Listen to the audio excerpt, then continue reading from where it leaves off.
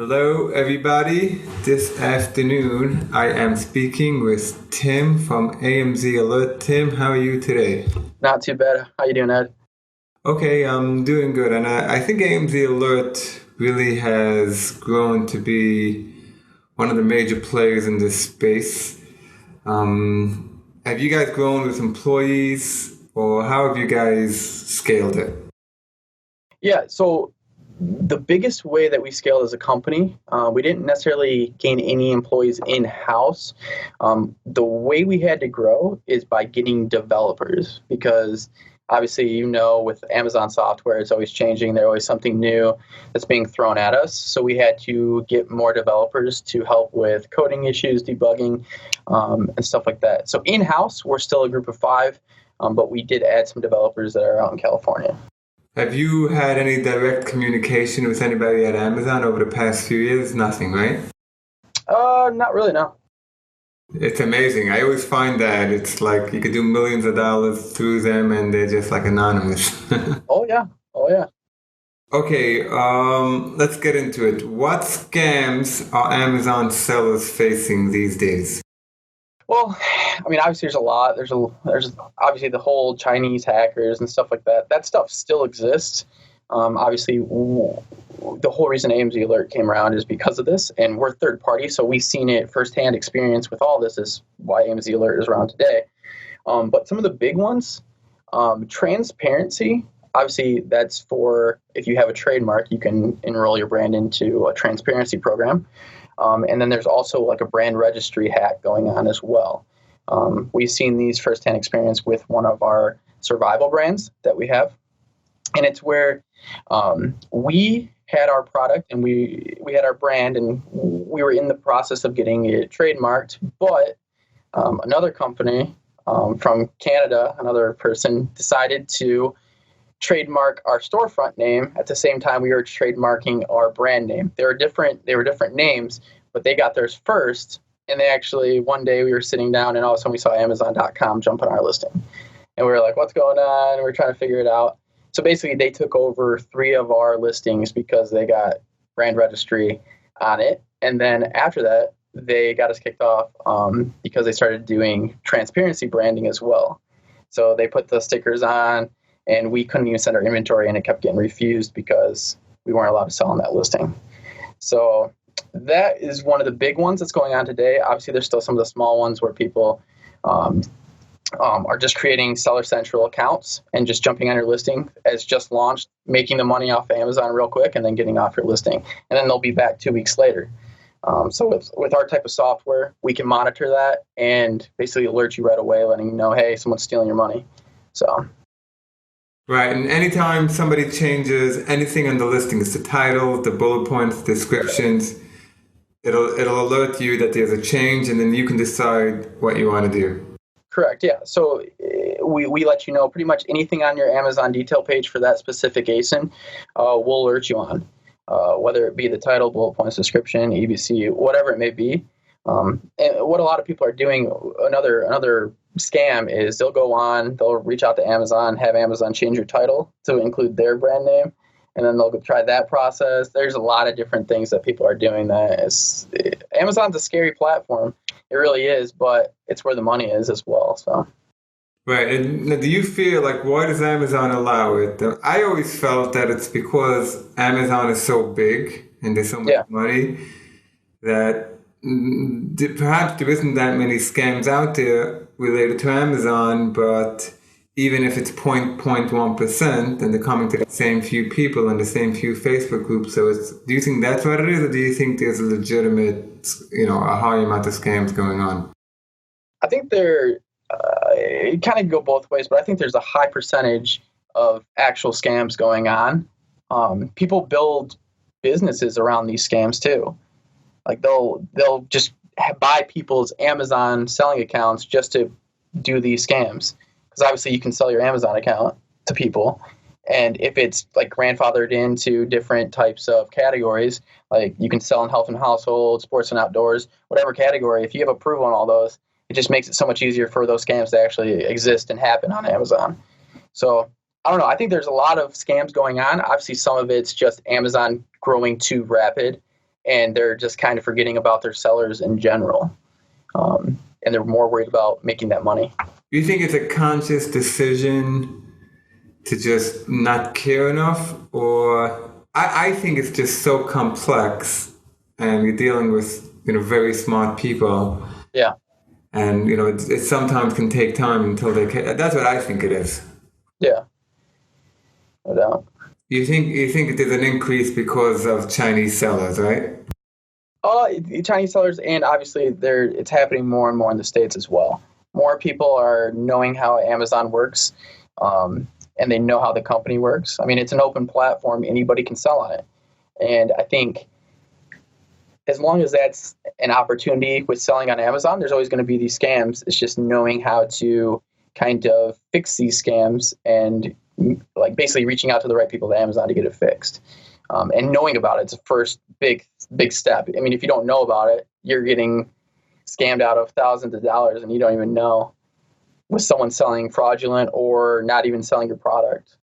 Right, so that's essentially what AMZAlert is. Now, don't you think Amazon should just come up with a way to just at some point lock everything? Like it seems like they don't have the ability to do that because... Yeah. I mean, obviously, with retail and online arbitrage, like I'm not against that by any means. I think it's a cool system. You go buy the product for cheap, you resell it. Like there's always going to be that. So like not allowing those people to jump on listings, I don't know if I agree with that. But if you don't sell your store and like if you don't sell your brand at Walmart or online stores or whatever it may be, then yeah, I think you should be able to lock your account. And I don't mean that. No, I mean, there's no question. I think someone should be able to jump on the listing and sell the same item. But what we're dealing with here, you're right. So there's two things. If somebody jumps up on your counterfeit listing, so that's a little bit hard because you don't know. But you deal a lot with people changing the listings. A lot of times, yeah. And it's back and forth and back and forth. Correct. Yeah. Why can't Amazon just make it read only? Well, yeah. I don't think that's ever going to be. I don't think it's ever going to happen, just because Amazon's way too big. And I mean, me and you both know if you call into Amazon, you're going to get someone from overseas that's handling your customer service, and all it is a click of a button, and you can change the bullet points of a product or the title of a product. I mean, you both know how easy that is. So I don't think it's ever necessarily going to be fixed 100%. There's always going to be like the 10%, even if Amazon today said, hey, if you're a brand name and you're brand registered, only you can change this. Like there's still going to be those people that can slip through that and make changes to your listing, even if you are brand registered. Right, yeah, it seemed like it. So in the last 6 months, have you seen the scams go up or have you seen the scams go down? For me, I feel like it's kind of just hit like a plateau. I haven't necessarily seen them go up.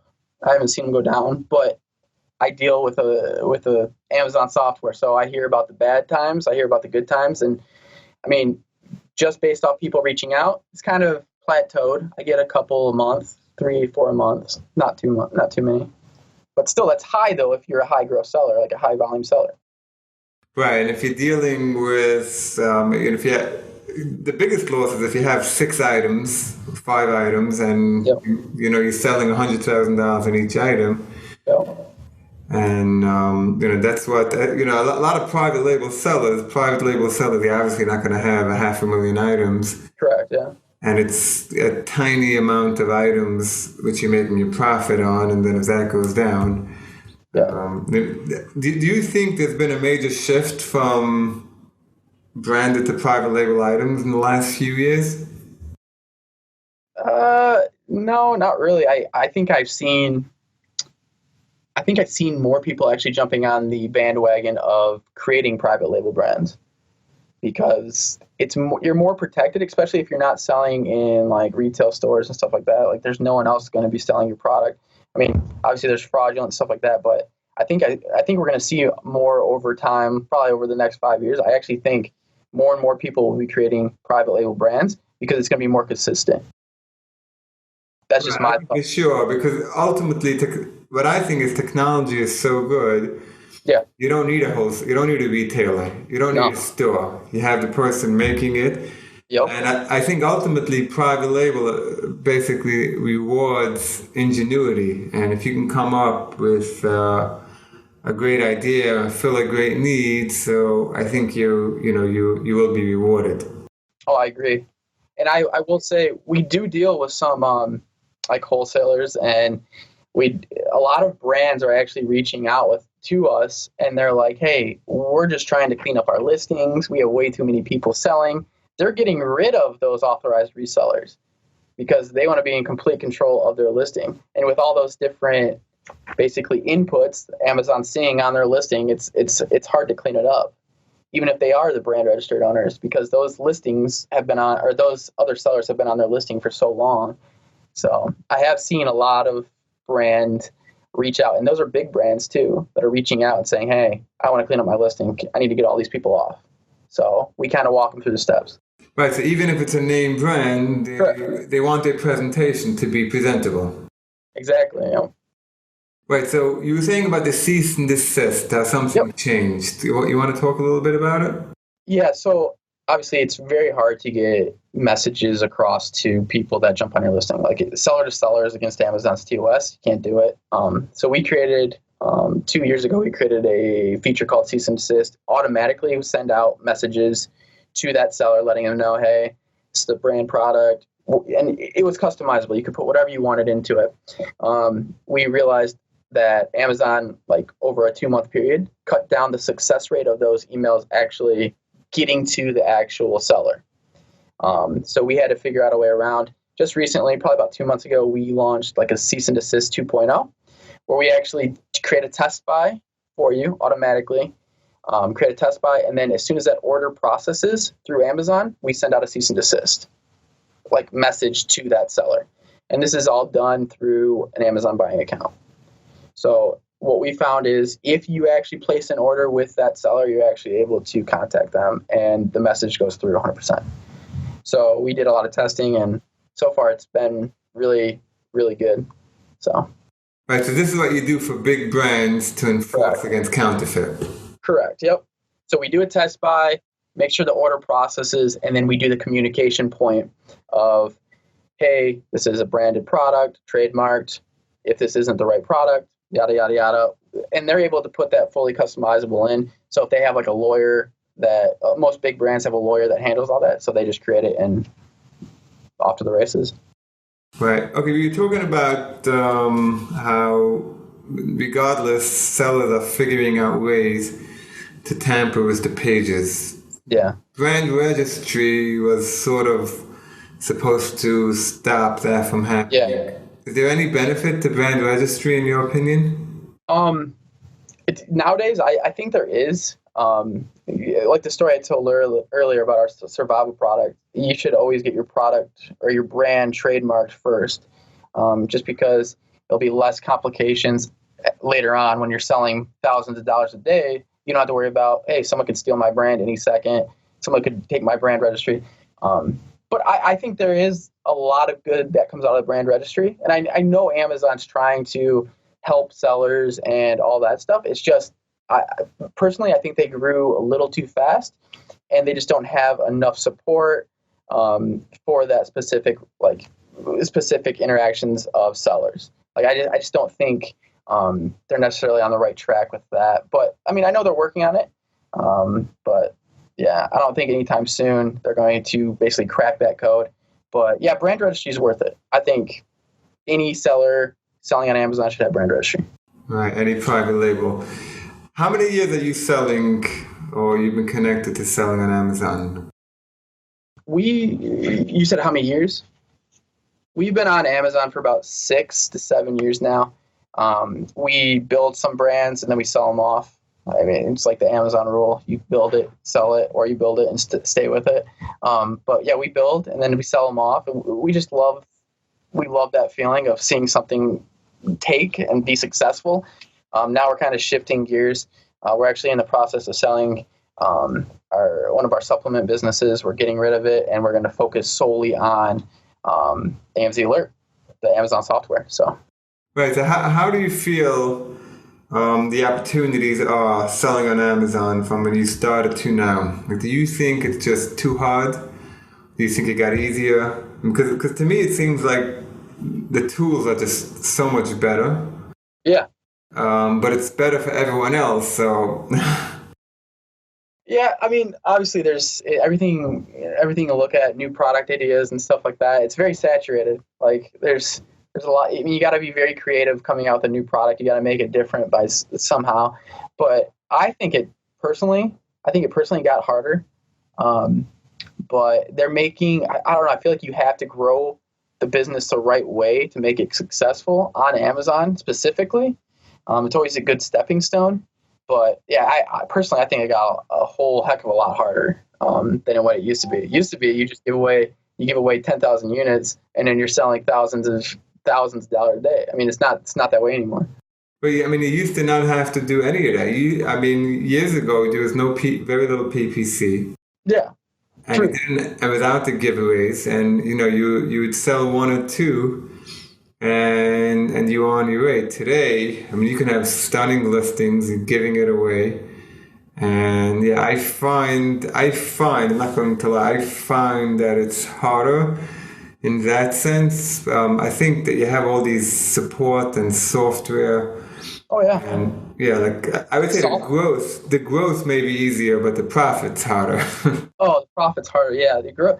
It's all, I mean, it's hard because like me working for AMZAlert and growing this company, I see so many scams and like I see people buying reviews and stuff like that. I'm just like yeah, it would be easy if I could just buy reviews and do that. Like it'd be super easy. I'd have 1,000 reviews for a product in the first month, and I'd be selling thousands of units. But obviously, if you grow it the right way, it's harder, but it just takes a little bit longer, is what I think. Yeah, I mean, for me, because I deal with the compliance, and what's demoralizing for me is some people just telegraph it, and they'll go on and on. They'll say for Amazon for years, buying reviews and inserts and everything.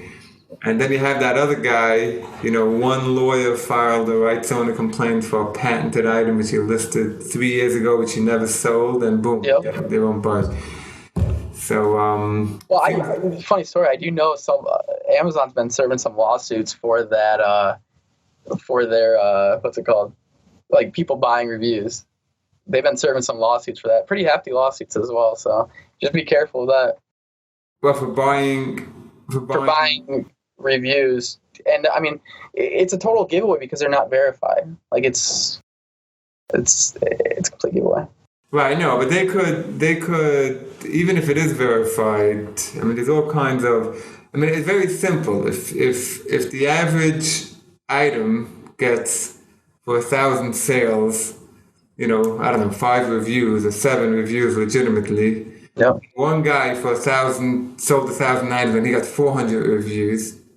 That's it. I mean, that's all you have to do to know that, if it's completely ridiculously out of whack. For some reason, when you're relying, so much on robots and oh yeah. Do you get the question a lot where do you get people in your community asking, hey, should I still sell on Amazon? Like I get that actually quite a bit. Like yes, I get that a lot. And I mean, if it's more like I found like the people who come, look, I have this great need which I'm filling, and I tried putting it on my website, but I'm not getting enough exposure. But somebody that really feels a need, and I put it out at the store, and I sold 50 pieces in one day. So those guys, Amazon's perfect because you get the eyeballs. In other words, you have the need, and you just need a platform. Yep. But if you're going the other way around and saying, okay, here's the platform, how can I make money? It becomes very, very hard. It's exactly. Sort of like you have to fill the need and let it go reverse. And then when you have the need, then fill, and you're just looking for the eyeballs. So then Amazon is perfect. Like somebody contacted me, they had millions of dollars of stock. Oh yeah. And they can make it cheaper than anybody else, so they're going to be successful. But when it comes the other way around, and the guy says, "Hey, I want to invest in Amazon, or I want to build an Amazon business," what do I do? That these days is to me very hard. Yeah, it's just not going to work. Yeah. All right. Any other platforms you see on the horizon, even competing in any way, in any meaning? I don't know. Not really. I mean, potentially Walmart Jet. I mean, it's always good to just get on those platforms. Just to, if they do grow into something bigger, then at least you're on there at the beginning. So at least you have that. I mean, it's kind of like Amazon. You take a gamble on it 20 years ago or 15 years ago, and look where you're at now. I mean, it's all about just playing the field. Never just have your product on one platform. You might get a couple sales out of nowhere, and then all of a sudden just skyrocket. So I mean, I would put it on Jet, Walmart, all those platforms, but Right. I I would probably actually say, think eBay. eBay, I think, is number two now. yeah, eBay is always a good one. We messed around with eBay a while ago, um, but now we more so strictly on Amazon and our own websites. But like I said, yeah, we're selling those off and strictly going to AMZ alerts. So Right. Okay, so that's exciting. yeah, very exciting. Thank you very much for coming on, and I'll Of put the course, links below. yeah. And nice speaking to you. Anything else you'd like to say in closing? I don't think so. We do have a 10-day free trial, so if you do want to try us out, definitely jump on board. Okay, so you'll give us the link when I publish it, Yep, and I'll give you the link. thank you so much. Thanks, I appreciate it.